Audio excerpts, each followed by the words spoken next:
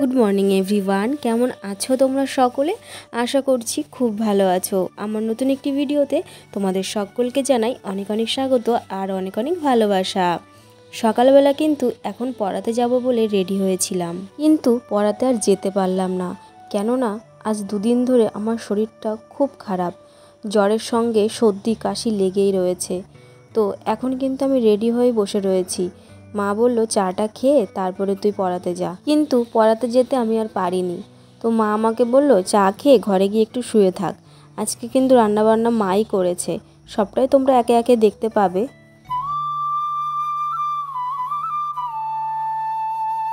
আমার এই টাইম ফুল গাছগুলোতে না অনেক কম ফুল ফোটা ধরেছে। আগে না প্রচুর ফুল ফুটতো। আমি তো ঘরে শুয়েছিলাম আর এদিকে মা আমাকে বাইরে থেকে ডাকছে। তো এই রুটিওয়ালা কাকুর থেকে না রুটি নিলাম। প্রতি মঙ্গলবারে ইনি আসেন, তো ওনার কাছ থেকে লাড্ডু ফাড্ডু অনেক কিছুই পাওয়া যায়, বেশ টাটকা থাকে, কিন্তু আজকে আর সেগুলো ছিল না। তো সেই জন্য শুধু রুটিই নিলাম। তোমরা আমাকে হয়তো দেখেই বুঝতে পারছো যে আমার প্রচণ্ড পরিমাণে শরীর খারাপ। আজকে সকালবেলা আমি পড়াতে যেতে পারিনি। আজকে রান্নাটা মাই করবে, আমি গুছিয়ে দেব। তো চলো যাওয়া যাক। আজ কয়েকটা দিন ধরে জ্বরে ভোগার কারণে রিঙ্কুদির কাছ থেকে না নাইটি আনতে পারিনি। কি করব বলো, আগে নিজে সুস্থ হব তারপরে তো সব কিছু। তো দিদিকে আমি বলেছিলাম যে তুমি নাইটি আনলে আমাকে ফোন করবে, তো সেজন্য আমি গেছিলাম। আর তারপরে দেখো বাড়িতেও চলে আসলাম। এসে দেখি যে মা রান্নাও বসিয়ে দিয়েছে। যদিও আমি মাকে বলেছিলাম যে আমি পারবো রান্না করতে, কিন্তু যাই হোক উনি আমাকে বলল যে না, তোর আজকে করতে হবে না, আমি করে নিচ্ছি, তুই শুধু আমাকে একটু কেটে কুটে গুছিয়ে দে। কেননা রান্নাটা করতে কিন্তু একটু টাইমই লাগে। যদি কেউ সবজি কেটে একটু গুছিয়ে দেয় তাহলে কিন্তু তাড়াতাড়ি হয়ে যায় রান্নাটা। আর আজকে কিন্তু সকাল থেকে মেঘলা ওয়েদার, আবার রোদও উঠেছে। বর্ষাকাল এখনও এসে পারেনি, তাই যদি এরকম অবস্থা হয়, এখনও তো আষাঢ় শ্রাবণ মাস পড়েই রয়েছে। একটা কথা শুনেছি বড়দের মুখে যে যে বছর আম বেশি হয় সে বছর নাকি ঝড়ের পরিমাণও বেশি থাকে। জানি না সত্যি কি না। আজকে না মায়ের ফুচকার অর্ডার রয়েছে। এই আমাদের এখানে যে বাজার রয়েছে সেই বাজারেই, মানে একটা জুয়েলার্সের দোকানে। তো সেই জন্য আজকে কিন্তু তাড়াতাড়ি সব কিছু গোছানো হবে, যেহেতু তাড়াতাড়ি যেতে হবে, ওই 4টের মধ্যে যেতে হবে। আর এখন বাজে বেলা 2:30। তো এখন আমি একটু মায়ের হাতে হাতে করে দেব। আর তোমাদেরকে তো বললামই যে আমার শরীরটা ভালো নেই, তো সেই জন্য আমি রান্না করিনি, মাই রান্না করেছে। কিন্তু মায়ের সঙ্গে একটু হাতে হাতে কাজ করে দিতে হবে দোকানের। তো চলো যাওয়া যাক। আজকে সকাল থেকে না একবারও বাবার ওখানে যাওয়া হয়নি। বাবা অফিসে গেছে, যেদিন বাড়িতে থাকে না সেদিন যাওয়া হয়, কিন্তু আজকে না সকাল থেকেই যাওয়া হয়নি। আর আমাদের মন্দির থেকে না আমার বাবার ঘর দেখা যায়। তো সেই জন্য এখানে এসে একটু দাঁড়িয়েছিলাম যে দেখি গেটটা খোলা আছে কি না, বা আমি বুঝতে পারবো যদি বাবা থাকে না তাহলে আমি বুঝতে পারবো। তো সেই জন্য দেখলাম এসে, কিন্তু দেখি যে না, বাবা অফিসেই গেছে। আর এই দেখো বন্ধুরা, এদিকে কিন্তু আমাদের ফুচকার গাড়িটাও প্রায় রেডি হচ্ছে। তো বাবা যেহেতু বাড়িতে রয়েছে, আর বাবা যদি বাড়ি না থাকে না তাহলে ভীষণ কষ্ট হয়ে যায় মায়ের। কেননা আমি সব কাজ করে উঠতে পারি না এই ফুচকার, কেননা প্রচুর কাজ থাকে, একটা দোকান গোছাতে না অনেকটাই টাইম লাগে।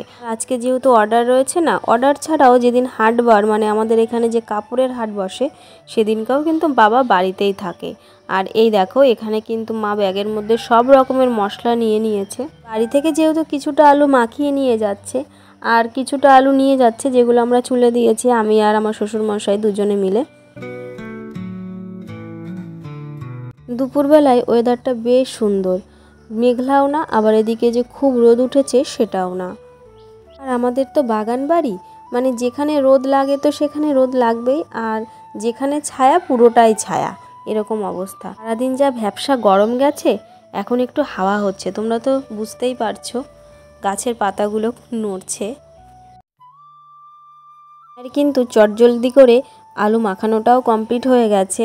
আর একটু আগেই না শসা, পেঁয়াজ আর ধনেপাতা আমি মাকে বলেছিলাম আমি কেটে দিই, কিন্তু যাই হোক আমাকে আর করতে দেয়নি, উনিই কেটে নিয়েছে। আর এই দেখো এদিকে কিন্তু আলুগুলো সুন্দর করে ছুলে নিচ্ছি। মায়ের কিন্তু এই জুয়েলার্সের দোকানে প্রায় 3 থেকে 3.5 হাজার ফুচকার অর্ডার রয়েছে, তাও 500 ফুচকা একটু বেশি নিয়ে যেতে বলেছে। আমরা না উঠোনে বসেই এই কাজগুলো করে থাকি, কিন্তু কয়েকদিন ধরে যা ধুলো হয়েছিল, এই যে যেটুকু বৃষ্টি হয়েছে ছিটে ফোটা, এই বৃষ্টিতেই না ধুলো অনেক কম হয়ে গেছে। আর যাই হোক উঠোনটা একটু লেপতে হবে, আর এদিকে দেখো মায়ের কিন্তু টক জল বানানোটাও কমপ্লিট। তো আমাদের তো গন্ধরাজ লেবু গাছ আছে, ওই জন্য লেবুটা না কিনতে হয় না।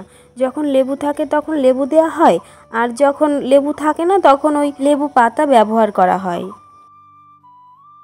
আর আমাদের এখানে যেহেতু হাটবার শনি আর মঙ্গলবার, তো মাঝে মাঝে তো আমি তো হাটে যাই। আমাদের এখানে লেবু হচ্ছে 10 টাকায় 3টে পাওয়া যায়। এখন বেজে গেছে বেলা 3:30, আর এদিকে আমি বসে রয়েছি লক্ষ্মীদি কখন আসবে রান্না করতে। গেটটা খুলতে এসেছি, আর লক্ষ্মীদির নাতনি তো আমার কাছে পড়তে আসে, পাপিয়া। আমি যখন আসছিলাম বাবার এখানে তখন না ও আমার কাছে পড়তে যাচ্ছিল। তো আমি ওকে জিজ্ঞাসা করলাম যে লক্ষ্মীদি কোথায়, বলছে ঠাকুমা তো ঘুমাচ্ছে। তো আমি বললাম তুই একটু ডেকে নিয়ে আয়। আর আমার বাবার এখানে না খুব সুন্দর হাওয়া লাগে, কেননা সামনেটা পুরো ফাঁকা তো, মাঠ যেহেতু। আর এখানে বসে থাকতে ইচ্ছা করে, কিন্তু কাজের চাপের জন্য অনেক সময় আসা হয় না। আজকে যেহেতু আমার জ্বর হয়েছে সেই জন্য কাজটা একটু কম করতে হচ্ছে, কিন্তু অন্যদিন তো কাজের চাপটা বেশিই থাকে, তাই না? তো যাই হোক, দিদি এখন চলেই এসেছে। যেদিন বাবা বাড়িতে থাকে সেদিন তো বাবাই বলে দেয় যে কি রান্না করবে, রুটি খাবে না ভাত। কিন্তু সকালবেলা যদি রান্না করে তাহলে রুটিও করে আর ভাতও করে, আর যদি বিকালবেলা রান্না করে তাহলে কিন্তু রুটি করে। তো সেই বুঝে আমি বলে দিলাম আজকে যেহেতু বাবা বাড়িতে নেই সেই জন্য আজকে রুটিই করবে। দেখো মাঠে কিন্তু জল বেঁধে গেছে, আর এখন কিন্তু এই সময়ে অনেক ছেলেরা খেলা করে আমাদের এই পাড়ার, কিন্তু আজকে আর ওরা খেলা করতে পারবে না। ফুটবল খেলা করতে পারতো, কিন্তু ওরা ক্রিকেট খেলে। যাই হোক, আজকে আর খেলবে না হয়তো, যেহেতু কাদা হয়েছে। শুধু জল নয়, এমন কাদা হয়েছে যে পড়ে যাওয়ার মতো। আর এদিকে পাপিয়া কিন্তু ওর ঠাকুমাকে ডেকে দিয়ে আমার জন্য দাঁড়িয়ে রয়েছে রাস্তায়। তো যাই হোক, এখন কিন্তু ওকে গিয়ে পড়াবো। আর তারপরে কিন্তু আমি এখনও ভাত খাইনি, ভাতটাও খেয়ে নেব, ওকে পড়ানো হয়ে যাবে তারপর আমি ভাত খেয়ে নেব। আর আমাদের কুলতলার মন্দিরে দেখো, এইখানটায় যেহেতু বাঁশের ঝাড় আছে, তো বাঁশের ঝাড়ের সেই বাঁশগুলো না একদম মাটিতে শুয়ে পড়েছে। এত পরিমাণে আগের দিন বৃষ্টি হয়েছে। আর সত্যি কথা বলতে মন্দিরের এখানে যদি জল বেঁধে থাকে বা নোংরা থাকে না, আমার ভীষণ খারাপ লাগে। যতক্ষণ পারি আমি পরিষ্কার রাখার চেষ্টা করি। আমি আর পাপিয়া এসেছি বাড়িতে, আর তখনই মা বলছে কি দেখ ফুচকাতে গন্ধরাজ লেবু দিয়েছি, এখন দেখ তো কেমন লাগে খেতে। তো আমি একটু টেস্ট করলাম, তো মাকে বলছি এইটুকু দিলে আর একটু দাও। যেহেতু আমার সঙ্গে পাপিয়াও ছিল, তো মাকে ওই জন্য বললাম যে ওকে একটু দাও, তো ও একটু টেস্ট করে দেখুক। তো যাই হোক, দুর্দান্ত হয়েছে জলটা খেতে। আমার না পড়ানো হয়ে গেছে, তো সেই জন্য রান্নাঘর থেকে খাবারটা আমি যে ঘরে থাকি ওই ঘরে নিয়ে যাচ্ছি। তো যাই হোক, ওখানে বসে একটু খাবো। আর এদিকে যেহেতু মা রান্নাঘরে কাজ করছে, ফুচকার মশলা টশলা করছে, তো সেই জন্য ভাবলাম না ওই ঘরে নিয়ে গিয়েই ভাত খাই। তো দেখো আজকে কি কি রান্না হয়েছে। এখানে রয়েছে ভাত, কুমড়ো শাকের তরকারি, আর আছে একটা ভাজা, বিভিন্ন রকমের ভাজা, আর এখানে রয়েছে মাছের তরকারি। আর মা কিন্তু এদিকে রেডিও হয়ে গেছে যাওয়ার জন্য। আর যে দোকানে অর্ডার রয়েছে তিনি বলেছেন একটু তাড়াতাড়ি যেতে, ওই সন্ধ্যার আগে আগে। যাই হোক, মা কিন্তু তড়িঘড়ি করে স্নান করে এখন কিন্তু রেডি হয়ে গেছে। আমি একটা জিনিস লক্ষ্য করি, মা কিন্তু এমনি দোকান নিয়ে যাওয়ার সময় হোক আর অর্ডারে যাক আর হাটে যাক, যখনই যায় না কেন উনি কিন্তু ওনার শ্বশুর শাশুড়িকে নমস্কার না করে যায় না। এই জিনিসটা আমার বেশ ভালো লাগে, কেননা তাদের প্রতি মায়ের শ্রদ্ধা ভালোবাসা আছে বলেই উনি এই কাজটা করে।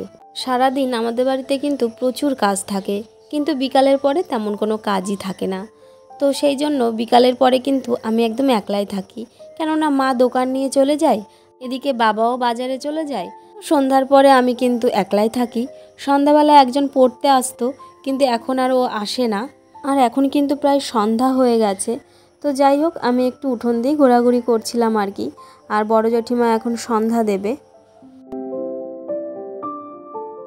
মা যে আজকে অর্ডার করে এত তাড়াতাড়ি চলে আসবে আমি না ভাবতেই পারিনি। আর আমাদের এদিকে না ভীষণ ঝড় হচ্ছে। তো পাশের বাড়ি যে জেঠি বাড়ি আছে ওই বাড়িতে গাছে আম পেকে গেছে। তো সকলে কিন্তু আমই কুড়াচ্ছে, আর আমি কিন্তু ঘরে ছিলাম। ঝড়ের আওয়াজ পেয়ে ঘরের থেকে বাইরে চলে এসেছি। আর বেশ ভালো লাগে এই ঝড়ের মধ্যে না আম কুড়াতে। তো আমি আর আমার শাশুড়ি মা কেন বাদ যাব, আমরা দুজনও কিন্তু বেরিয়ে পড়েছি লাইট নিয়ে আম কুড়ানোর জন্য। আর সত্যি ছোটোবেলার কথা না মনে পড়ে যাচ্ছিল। এই ছোট থাকতে না কত আম কুড়িয়েছি। আম খাওয়ার থেকে আম কুড়ানোর মজাটাই কিন্তু আলাদা।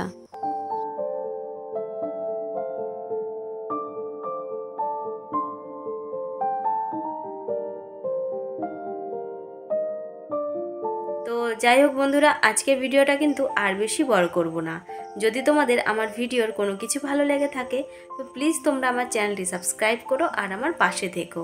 দেখা হচ্ছে পরবর্তী ভিডিওতে, ততক্ষণ ভালো থেকো, সুস্থ থেকো।